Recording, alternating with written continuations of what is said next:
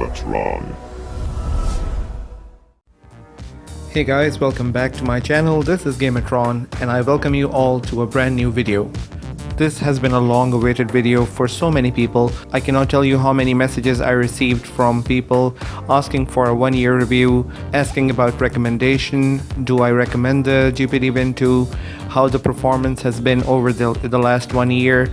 And to my surprise, I even received a message from GPT waiting for my video, as you can see in the message. So I'll just get on with the video. There's one thing I want to mention. If you haven't watched the review video that I did 1 year ago, I recommend that you watch it because this is going to be like a continuation of that video. This is a 1-year review and I just want to emphasize on some of the points that I made in my first video. This is going to be a comprehensive, long video, so you may have to sit for a long time. So I will be dividing this video in several parts. I'll be focusing on software, hardware, usability, gaming experience, accessories, issues, and of course in the end, my final verdict. So before anything else, let's start with software. One thing you have to immediately understand, this is not a gaming console. This is not a PSP, this is not a Nintendo DS, this is a Windows laptop. So if you're familiar with Windows, if you like Windows, if you hate Windows, you are just stuck with Windows. And to be honest with you, it's been a fun experience. So for anyone who knows how stressful or how pleasant Windows can be, well, this is what you have. You can expect the usual issues that comes with Windows. There is like a slowness. Sometimes you're going to have constant updates, pop-up windows, stuff like that. There will be updates which will sometimes fail. Sometimes the drivers get updated and you have to revert back to an older version. So this is something that comes with using Windows. We are all used to it. So don't blame GPT on this. It's just Windows being Windows. One important thing that I want to mention, since this is a laptop, you have to make sure that when you're receiving an update, make sure you just plug in your device. Although Windows will prompt you if it's a large update, but it's better to be safe than sorry. Make sure your device is plugged in so you're having enough charge while the update is being applied. So not to disappoint anyone, but your games will crash. There will be times when your games will just fail to start, you'll have crashes, you'll have unexpected error has occurred. All those random messages that we get from any Windows application, you will receive those. This is, again, I cannot stress that enough, this is not a gaming console. You cannot just put a disc in, sit back on your recliner and just enjoy a gaming experience. No. This is something that you have to get used to. All games act differently. Some games will run very smoothly. Others may require a lot of work to get them running. You have to tweak with the settings. You have to change the configuration file. You have to run them in administrator mode. I mean, there's a lot you have to go through. And if you're somebody who does not like all these things, this is not a device which is good for you because you have to tinker a lot of different settings. If you want to get the best experience out of the device, you should have some intermediate or advanced level idea about how to undervolt or overclock the GPU. There are so many different video tutorials regarding these, so I'm not going to get into details, but these things are essential if you want to get the best gaming experience out of your GPT Win 2. As long as you're comfortable with that, as long as you're willing to put the time and effort, you will be having an awesome experience. But gaming is only just part of it. One thing to note is that it's a very capable computer. You're having 8 gigs of RAM, it's a dual core with a hyper-threading, and it gives you some pretty good computing power. If it's Windows, that means I can do everything else. So let's talk about usability. You can run almost every software that runs on x86 architecture. But just to touch base on some of the basic usability aspects, all your Office applications like Microsoft Word, Excel, PowerPoint, Publisher, everything will work just fine. If you want to do web browsing, you can use any of your favorite browsers, Internet Explorer, Chrome, Firefox, Safari, whatever. If you're a photographer or a graphics editor, you can run a full-fledged version of Adobe Photoshop or Lightroom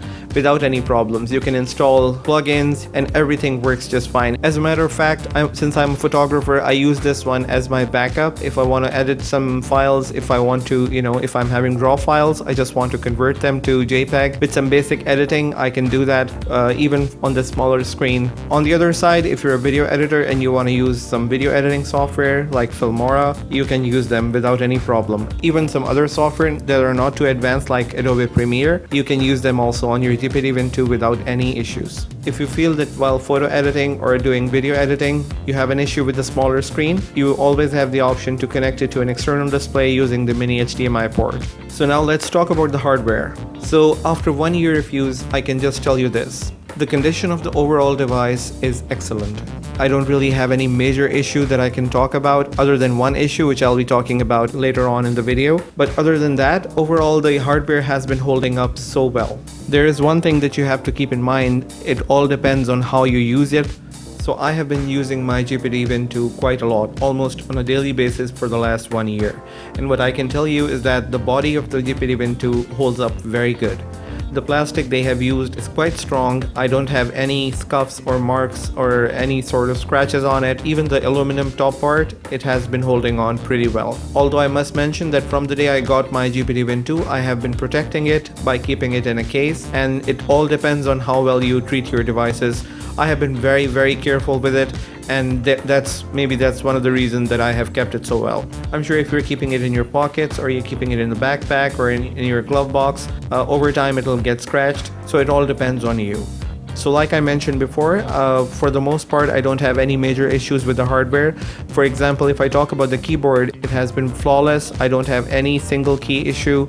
If I talk about the analog sticks, I was very concerned initially.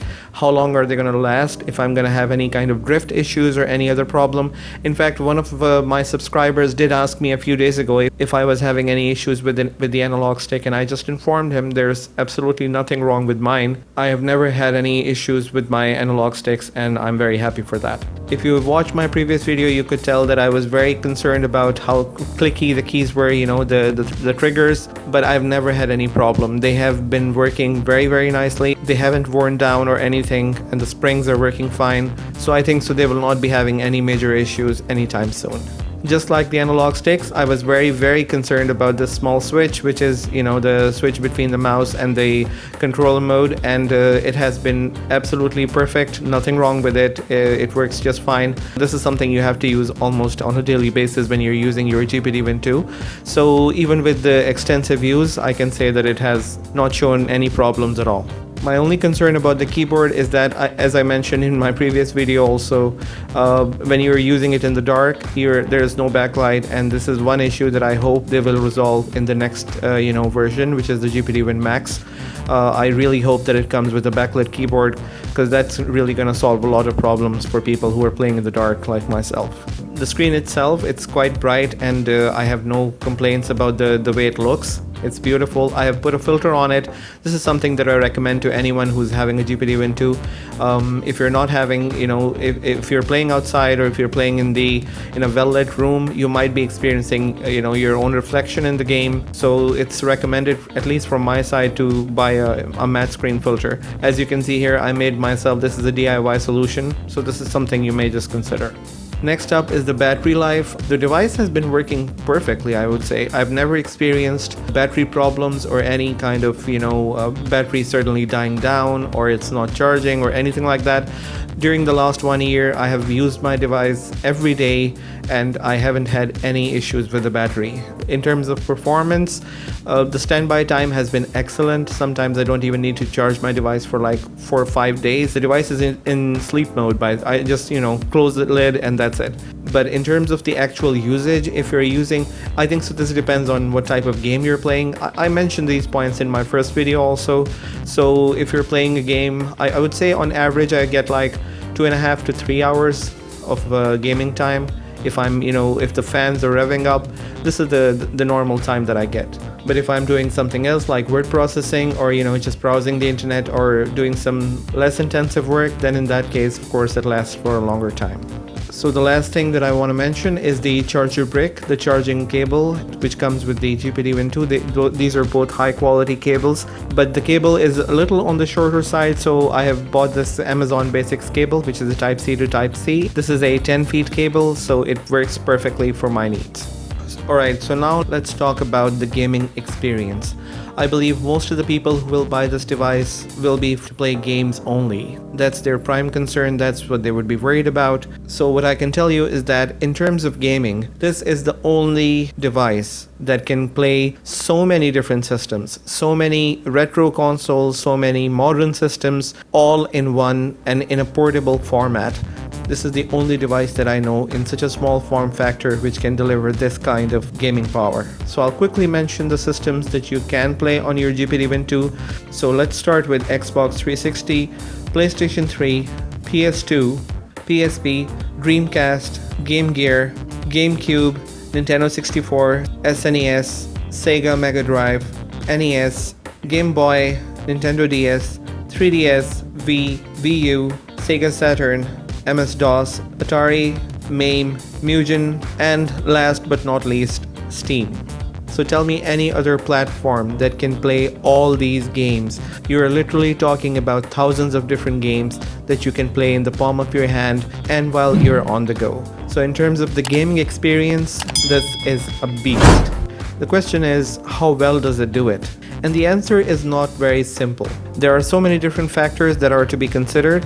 How much knowledge you're having about emulators, modifying configuration files, tweaking INIs, all these sort of things. And also it depends on the game optimization, what kind of game you're playing, how optimized it is.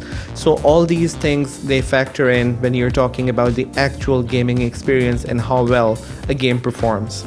Although I must say that if you're a Steam user, if you're playing the high-end PC games, one thing that you can keep in mind is that the texture quality or the actual resolution, some of the advanced features like shaders or VSync or Bloom, all these do not really count when you're playing it on a 6-inch screen. So my conclusion in terms of the gaming experience is that this is the only device that I can trust which can play all these systems to the best of its ability, and it does a pretty darn good job. So in terms of accessories, you can pretty much buy anything you would buy for a normal laptop. One of the reasons that I love my GameAtRoN 2 is the ability to expand its features by connecting different peripherals. For example, I can connect a mouse and keyboard and enjoy any gaming experience that I want using a mouse and keyboard setup. I can enjoy my games using an Xbox controller or a PS4 controller.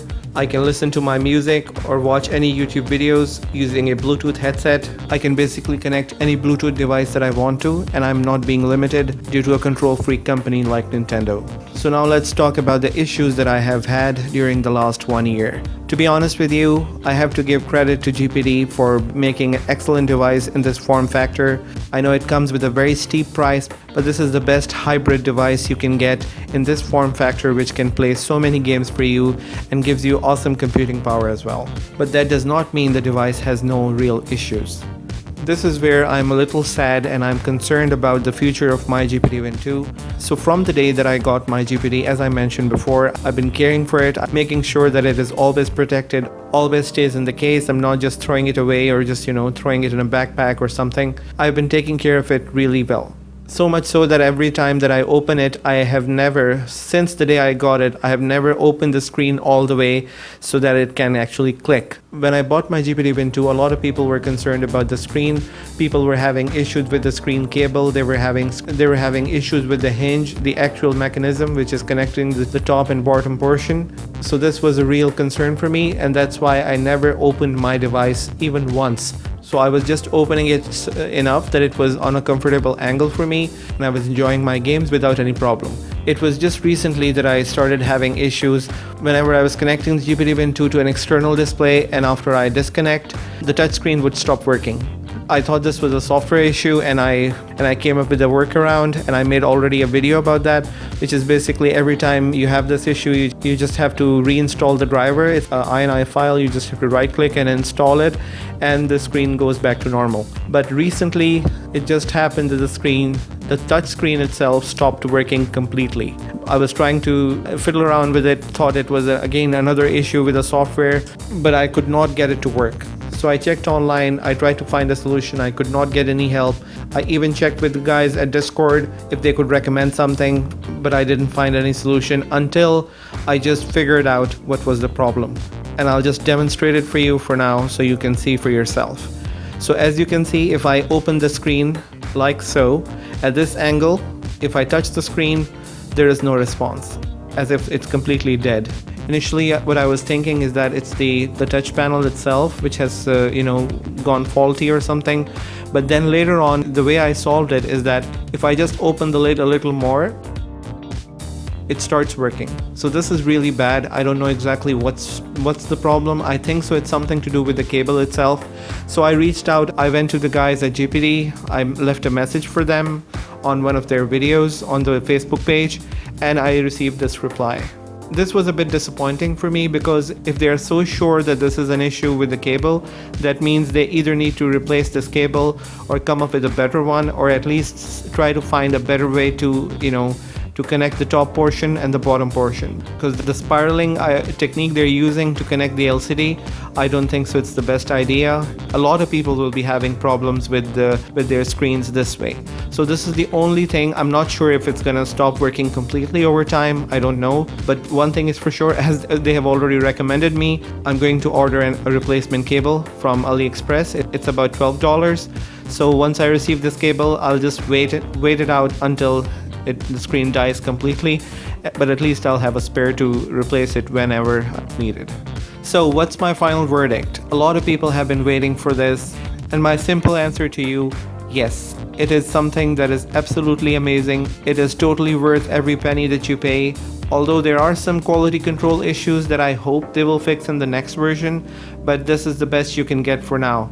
And to be honest with you, even if I had the money to buy a Smart Z, I will not be spending money. I hate the design of that device. GPD is quite responsive if you're having any issues, and if you contact them, they do reply back to you. But it would really help if they actually put more emphasis on the quality control and make sure that a premium product for a premium price that we are paying. So that's it, guys. This was my 1-year review. If you still have any comments, or if there's anything that I missed from the question that I received, I apologize. Let me know in the comment section if there's any other thing that I can answer, or if you have any concerns that I can address, let me know, and I'll try to get back to you as soon as I can. Thank you for watching, guys. Stay tuned to the channel. Please subscribe. Give me a thumbs up if you haven't already. Thank you for watching. See you all.